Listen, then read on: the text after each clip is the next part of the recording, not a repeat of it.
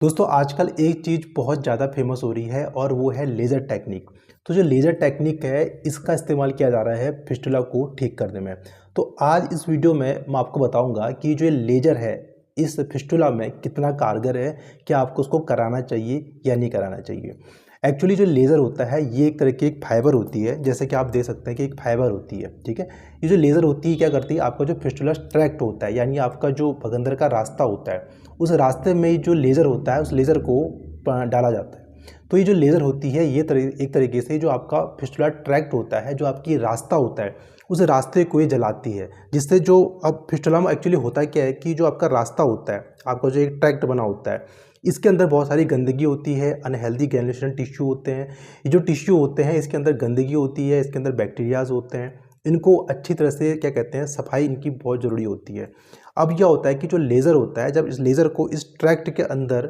डाला जाता है तो ये क्या करता है, इस जो रास्ता होता है इसको ये पूरी तरह से जलाता है, ठीक है, इसको जलाता है। लेकिन अब ये क्या होता है कि ये कुछ कुछ जो केसेस होते हैं, सिंपल केसेस होते हैं, वहाँ पर ये सक्सेसफुल होता है। लेकिन अगर मान लो आपका कॉम्प्लेक्स फिस्टुला है, ठीक है, मान लो कि आपका जो फिस्टुला का जो ट्रैक्ट है बहुत सारे हैं, मान लो ये आपका एक ट्रैक्ट है और मान लो उसकी ब्रांचेज है, ये एक ब्रांचेज यहाँ है, एक ब्रांचेज यहाँ है और एक ब्रांचेज पीछे से जा रही है। तो अभी क्या होता है, ये जो आपका फिस्टुला का जो आपका लेज़र होता है, तो ये जो आपका सर्जन होता है उसको ये क्या कहते हैं, जो ट्रैक्ट होता है सिर्फ एक ट्रैक्ट दिखता है, बाकी जो ऊपर के ट्रैक्ट होते हैं, नीचे के ट्रैक्ट होते हैं, वहाँ पर लेज़र पहुँच नहीं पाता या फिर लेज़र को वहाँ पहुँचा नहीं पाते हैं, जिसकी वजह से क्या होता है, रिकरेंस की समस्या बहुत होती है।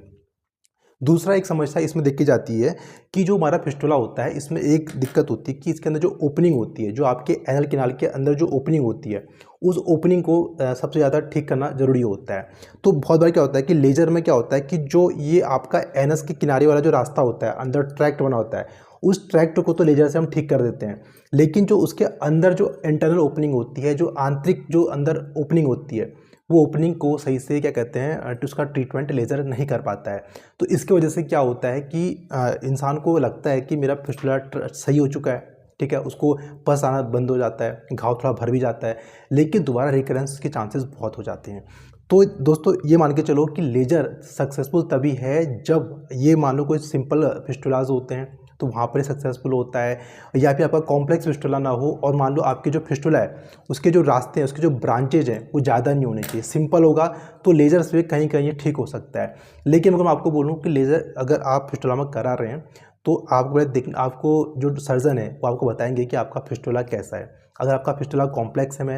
में तो उसमें क्या कहते हैं, आपको लेज़र नहीं कराना चाहिए। अगर सिंपल फिस्टुला है तो वहाँ पर ये लेज़र थोड़ा बहुत अच्छा काम करता है। और बहुत बार क्या होता है कि सर्जन क्या करते हैं कि बहुत सारी हाइब्रिड टेक्निक आ चुकी है जहाँ पर लेज़र का यूज किया जाता है और जो हमारी कन्वेंशनल थेरेपी होती है उस फिस्टुला को ठीक करने की, उनका भी यूज किया जाता है, तो वहाँ पर भी सक्सेसफुल होता है। तो केवल लेज़र से ही फिस्टुला ठीक हो सकता है, ये बिल्कुल गलत है, या फिर फिस्टुला लेज़र से हम किसी फिस्टुला को ठीक कर सकते हैं, बिल्कुल गलत है। आपको इन चीज़ों से बचना चाहिए और अपने क्या कहते हैं, फिस्टुला का ट्रीटमेंट आपको सही सर्जन से कराना चाहिए। अगर आप अपना फिस्टुला का ट्रीटमेंट अगर छाछ सूत्र से कराना चाहते हैं तो मैं आपको नंबर दे रहा हूँ,